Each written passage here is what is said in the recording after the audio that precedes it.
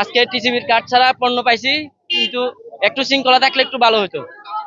তো এর আমরা কাজ ছাড়া আইডি কার্ড দিয়ে মনে করে অল্প মাল লইছি, ডাল চিনি তেল চুলা।